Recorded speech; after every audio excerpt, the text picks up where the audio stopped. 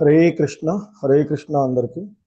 So ఈరోజు short Bhagavatam క్లాస్కి అందరికీ కూడా ఇస్కాన్ శ్రీ శ్రీ రాధా గోవింద ఆలయం తరఫున స్వాగతం సుస్వాగతం. హరే కృష్ణ. ఓం నమో భగవతే వాసుదేవాయ. ఓం నమో భగవతే వాసుదేవాయ. ఓం నమో భగవతే వాసుదేవాయ.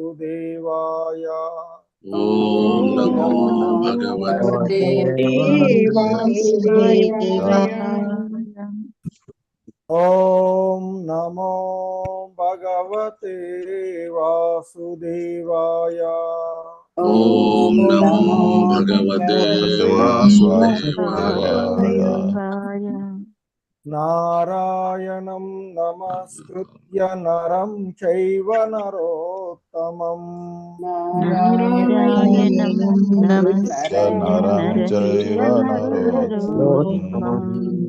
దేవీం సరస్వతిం వ్యాసం తతో జయముదీరయేత్.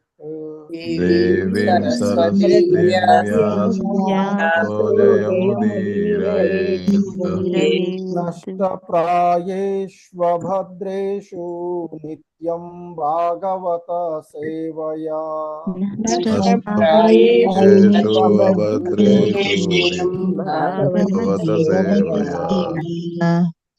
భగవతి ఉత్తమ శ్లోకే భక్తిర్భవతి నైష్టికీ.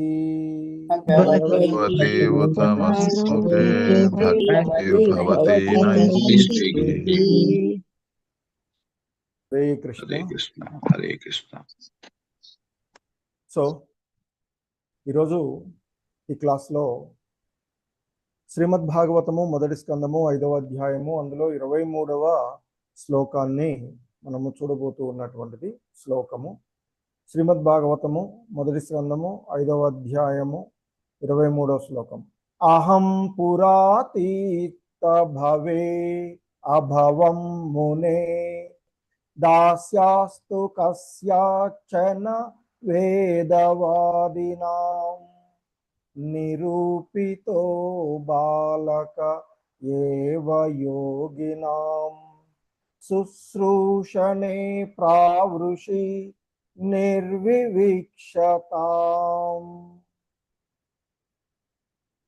ఓ ముని, పూర్వకల్పమున వేదవాదులైన బ్రాహ్మణుల సేవలో నిలిచిన ఒకానొక దాసికి నేను పుత్రునిగా జన్మించియుంటిని.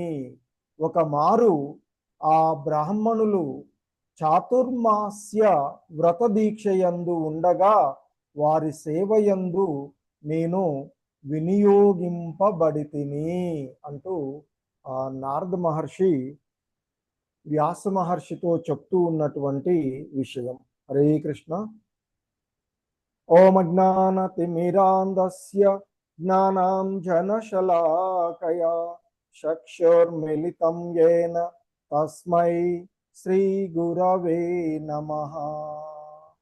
శ్రీచైతన్యమనోభీష్టం స్థాపితం యేన భూతలే స్వయం రూపః కదా మహ్యం దదాతి స్వపదాంతికం.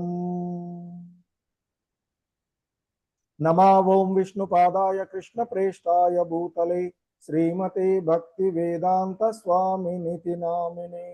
నమస్తే సారస్వతే దేవే గౌరవాణి ప్రచారిణే నిర్విశేష శూన్యవాది పాశ్చాత్య దేశతారిణే. జయ శ్రీ కృష్ణ చైతన్య ప్రభు నిత్యానంద శ్రీ అద్వైత గదాధర శ్రీవాసాది గౌర భక్త వృంద. హరే కృష్ణ కృష్ణ కృష్ణ హరే హరే, హరే రామ రామ రామ హరే హరే. హరే కృష్ణ. సో ఇక్కడ ఈ శ్లోకంలో మనము పూర్వపు శ్లోకంలో ఆయన నారదుల వారు వ్యాసుడితో చెప్పినటువంటి అంశము ముఖ్యంగా సమస్త జ్ఞానము కూడాను తపస్సైన, వేదాధ్యయనమైన, యజ్ఞ అనుష్ఠానములు, మంత్రోచ్చరణ వీటన్నిటి ద్వారా పొందేటువంటి నాశన రహితమైనటువంటి ప్రయోజనము ఉత్తమ శ్లోకులైనటువంటి శ్రీకృష్ణ భగవానుని దివ్య లీలలను వర్ణించడమునందే పరిసమాప్తమవుతుంది అని పండితులు అయిన వాళ్ళు చెప్పారు అంటూ చెప్పి, ఇక ఇంకా మరి ఈ శ్లోకంలో దేవర్షి నారదుల వారు తన పూర్వజన్మ వృత్తాంతాన్ని, పూర్వజన్మ విషయాన్ని వ్యాసదేవునికి వివరిస్తూ ఉన్నటువంటిది. ఈ క్రమంలోనే అని అంటున్నాడు, అహం పురాతీత భవే భవం మునే దాస్యాస్తు కస్యాచన వేదవాదినాం నిరూపితో బాలక ఏవ యోగినాం శుశ్రూషణే ప్రావృషి నిర్వివక్షితాం. సో ఆయన అంటున్నారు, అహం నేను పుర అతీత భవే, గత జన్మలో పూర్వజన్మలో అభవాన్ ఉన్నాను, మునే ఓ ముని వ్యాసదేవా, దాస్యాహతు కస్యాచన, ఒక దాసి స్త్రీకి వేదవాదినాం, వేదవేత్తలైనటువంటి బ్రాహ్మణుల నిరూపిత, సో నియమించబడ్డాను. బాలక ఏవ, చిన్న బాలుడిగా ఉన్నటువంటి యోగినాం శుశ్రూషణే, ఆ మహాయోగుల యొక్క సేవ చేయుటలో. సో నారద మహర్షి చెప్తూ ఉన్నారు, ఓ వ్యాసముని, పూర్వజన్మలో నేను ఒక దాసీ కుమారుడిని. చాతుర్మాస్య సమయంలో దేశ సంచారం చేయకుండా ఒకే చోట నిలిచి ఉన్నటువంటి వేత్తలైనటువంటి ఆ బ్రాహ్మణుల యొక్క సేవ చేయుటకు నేను నియమించబడ్డాను అంటూ చెప్తూ ఉన్నటువంటిది. సో అయితే ఇక్కడ మనకి ఈ శ్లోకంలో ముఖ్యమైనటువంటి అంశాలను చూసినట్లయితే, నారదుల వారు అహం పురా అతీత భవే అభవం, ఆయన చెప్తూ ఉన్నాడు.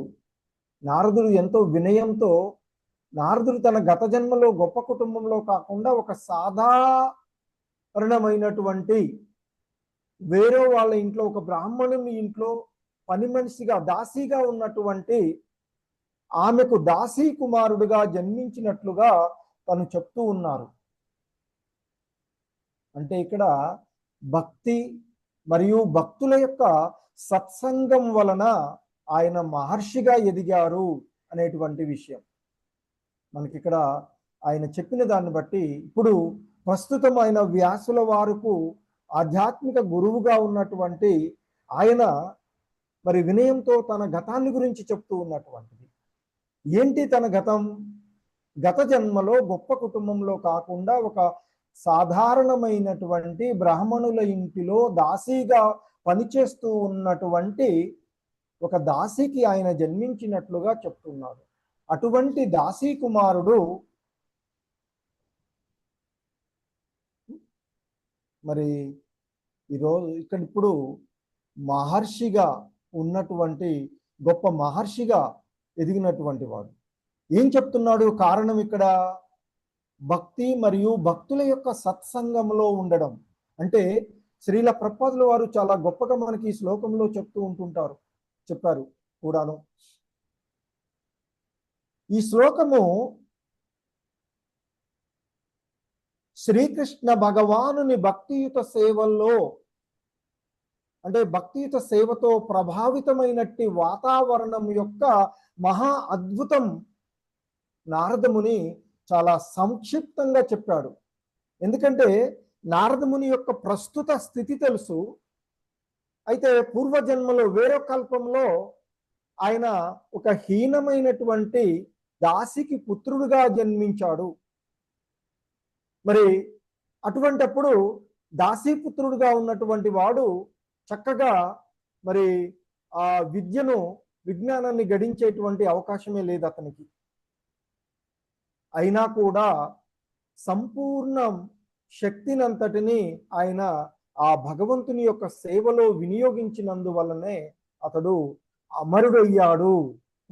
ఇప్పుడు ముల్లోకాలను ఎక్కడికైనా సంచరించగలిగేటువంటి ఏ విషయాన్నైనా భూత భవిష్యత్తు వర్తమానాలను తెలుసుకోగలిగేటువంటి వాడు, మరి నేరుగా నారాయణుడి దగ్గరికే వెళ్ళగలిగేటువంటి వాడు. వేరే వాళ్ళు ఎవరు కూడా వెళ్ళరు అంత ధైర్యంగా.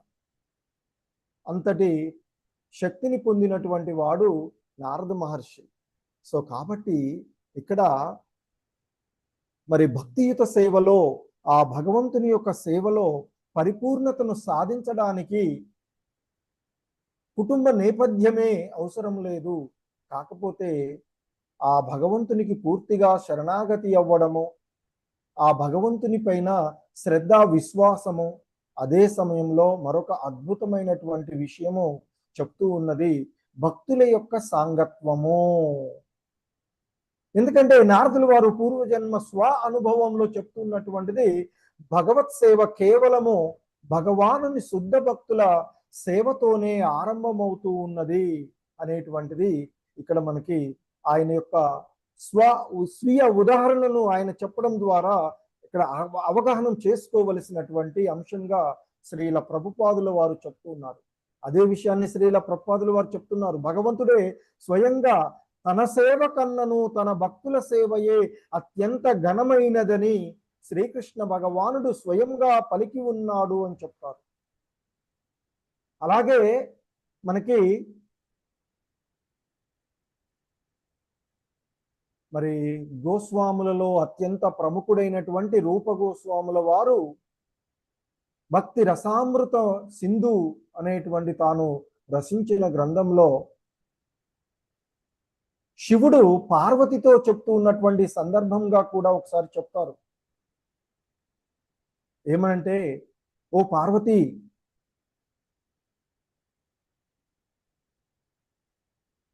ఈ లోకంలో గాని ముల్లోకాలలో భక్తులు విష్ణువుని కీర్తించడము అత్యంత ఘనమైనటువంటి కార్యము.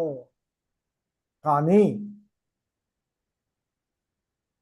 ఆ విష్ణువు కన్నను విష్ణు భక్తులను కీర్తించడము మరింత మహోన్నతమైనటువంటి కార్యంగా ఆ విష్ణు భగవానుడే చెప్తారు అంటూ కూడా చెప్తారు. సో కాబట్టి మరి భక్తుల యొక్క సత్సంగము, భక్తులకు సేవ చేయడంలోనే మరి ఆధ్యాత్మిక పరిపూర్ణత్వము లభిస్తుంది అని చెప్తూ ఉంటుంటారు. సో కనుక మరి జీవులందరూ కూడా శ్రీకృష్ణ భగవానుని తటస్థ శక్తులైనటువంటి వారు ఆ దేవదేవుని దివ్యమైనటువంటి భక్తియుత సేవ యందే మరి నియుక్తులు కావాలి. దానికి ఒక ప్రామాణికమైనటువంటి గురువుని దరిచేరి ఆయన యొక్క సేవలో మరికి భగవద్గీతలో కూడా చెప్తారు కదా, ఓ అర్జున, ఒక ప్రామాణిక గురువుని దరిచేరి ఆయనను ఆశ్రయించి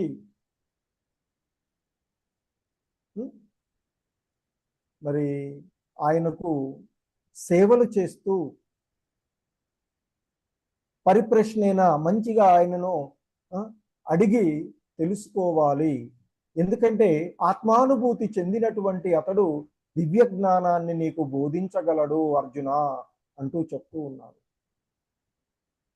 సో కాబట్టి భగవంతుని సేవలో స్వయంగా నియుక్తుడైనటువంటి ఒక భక్తుని ఆధ్యాత్మిక గురువుగా ఎన్నుకోవాలి అని చెప్తారు, స్వీకరించాలి అని చెప్పబడుతూ ఉన్నటువంటిది. మరి అటువంటి ఆ గురువుగా అంటే నిత్యము భగవంతుని భక్తిలో నిమగ్నమై ఉన్నటువంటి ఒక భక్తుడిని ఆధ్యాత్మిక గురువుగా స్వీకరించి తదుపరి ఆయన సేవలో నియుక్తులై ఉండాలి. ఎందుకంటే ఈ భౌతికమైనటువంటి ఇంద్రియాలకు అగోచరుడైన శ్రీకృష్ణ భగవానుని గాంచుటకు ఆధ్యాత్మిక గురువే ఒక మాధ్యమమై ఉన్నాడు. ఆధ్యాత్మిక గురువు యొక్క సేవలో నిమగ్నమైనట్లయితే తద్వారా ఆ శిష్యుడి యొక్క సేవలకు ముదము నొందినటువంటి భగవానుడు శిష్యుని హృదయమునందు ప్రకటితమయ్యి అజ్ఞాన అంధకారాన్ని తొలగిస్తాడు. ఎందుకంటే భగవద్గీతలోని చెప్తారు, నా భక్తుల హృదయాలలో ఉండి ఆ అజ్ఞాన అంధకారాన్ని తొలగించి జ్ఞానజ్యోతిని వెలిగిస్తాను నేను అంటూ చెప్తారు.